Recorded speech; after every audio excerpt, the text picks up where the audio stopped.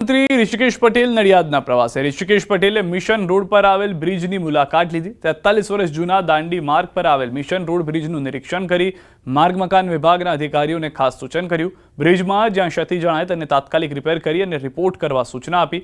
ખેડા જિલ્લાના તમામ જર્જરિત બ્રિજ, હોસ્પિટલ, સરકારી કચેરીઓ, શાળાઓ સહિત તમામ જર્જરિત ઇમારતોનો રિપોર્ટ 5 દિવસમાં તૈયાર કરવા આદેશ આપ્યા છે।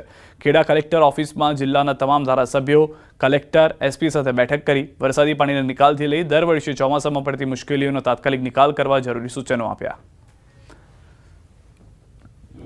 હયાત ચોમાસાના કારણે પડેલી મુશ્કેલીઓ અથવા તો પાણી ભરાવાનો વિષય છે અથવા તો રોડો તૂટવાના ખાડાઓ અથવા તો જે હાલ હયાત ઇન્ફ્રાસ્ટ્રક્ચરમાં ક્યાંક વરસાદના કારણે ક્યાંક મુશ્કેલી લાગતા હોય તો મોટો એનો સર્વેક્ષણ થઈ જાય અને સર્વેક્ષણ તો વિભાગે કરી લીધું છે, પરંતુ એ બાબતની ચર્ચા હતી।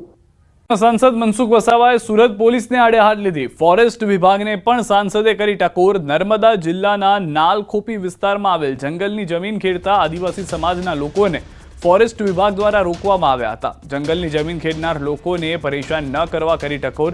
સાગબારાના નાલખોપી ગામ ખાતે મળી હતી ખેડૂતોની બેઠક। ખેડૂતોની બેઠકમાં સાંસદ મનસુખ વસાવાનું નિવેદન, કહ્યું 25 વર્ષથી જે લોકો જંગલની જમીન ખેડી રહ્યા છે તેમને ફોરેસ્ટ વિભાગ રોકે નહીં। સાંસદે કહ્યું આદિવાસીને ધમકાવવામાં આવી રહ્યા છે, આ બાબતે હું સરકારમાં રજૂઆત કરીશ।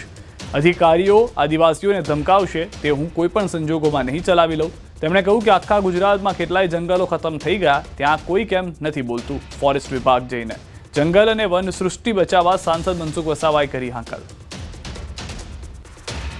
પોલીસ અધિકારી આદિવાસીને ડરાવે ધમકાવે છે। અરે ડરાવે ધમકાવે આદિવાસીને ધમકાવો, તમે જાઓ બીજા મોટા સુરતની અંદર કેવા મોટા માફિયાઓ છે એને પકડો તો હું જાણું કે સુરત જિલ્લાની પોલીસ બહુ કાબિલ છે। આ તો બિચારા 25 વર્ષથી જંગલની જમીન ખેડે છે, જેને ભોગ આપ્યું છે ઉકાઈ ડેમની અંદર, એને મદદ કરવી જોઈએ। એવા લોકોએ ફોરેસ્ટ અધિકારી હોય કે જંગલના અધિકારી હોય એને મદદ કરવી જોઈએ।